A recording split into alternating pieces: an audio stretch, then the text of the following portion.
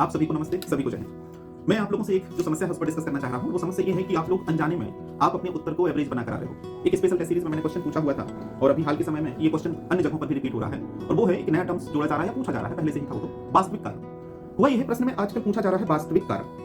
वास्तविक कारण प्रश्न आया हुआ है कि मध्य प्रदेश में जनजातीय जनसंख्या वृद्धि 1961 से लेकर 2011 तक लगभग 200% से अधिक रही। इसके वास्तविक कारणों पर चर्चा करें। अब यहाँ पर बहुत कम लोग थे जिन्होंने समझा, और मैं तो कहूंगा एक ही दो लोग थे जिनके उत्तर मुझे ठीक लगे, बाकी सबने सिर्फ कारणों की चर्चा की।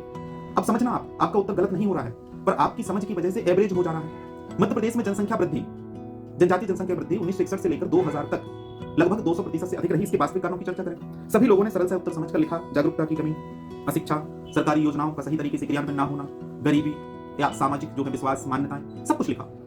अब मुझे आप ये बताओ कि ये कारण है कि वास्तविक कारण?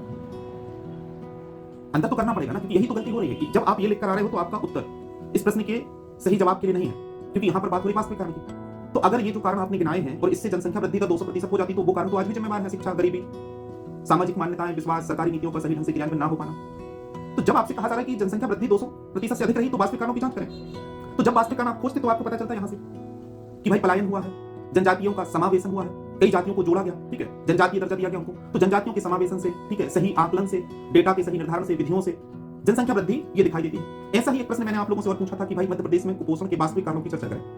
तो एक सामान्य कारण थे, मध्य प्रदेश के संदर्भ में वास्तविक कारण अलग हो जाते हैं। आपने पहले लिखा खाद्यान्न की कमी कुपोषण का कारण है। मध्य प्रदेश में खाद्यान्न की कमी कहां से आती? मध्य प्रदेश में खाद्यान्न की कमी नहीं है। तो जब इस तरीके का आप उत्तर लिखते हो तो आपको नहीं पता चलता कि आपने गलत लिखा है, पर वो अनजाने में आपका उत्तर गलत तो नहीं है, क्योंकि खाद्यान्न की कमी कुपोषण के कारण माना जाता है। पर जब प्रश्न पूछा गया है मध्य प्रदेश में कुपोषण के वास्तविक कारणों की चर्चा करें और आप पहले लिख देते हो खाद्यान्न की कमी, तो अनजाने में वो फिर आपका उत्तर एवरेज हो जाता है। और मैं कह रहा हूं कि जब बेस्ट उत्तर लिखोगे तब जा रहा है 50% 60% आपका उत्तर होगा, एवरेज हो गया, आपको कम नंबर मिलेंगे और आपको लगेगा मैंने बहुत अच्छा मेंस लिखा है, इंटरव्यू कॉल आ ही जाना चाहिए, पर इंटरव्यू कॉल नहीं आ रहा है। समझो इस बात को और सुधारो भी।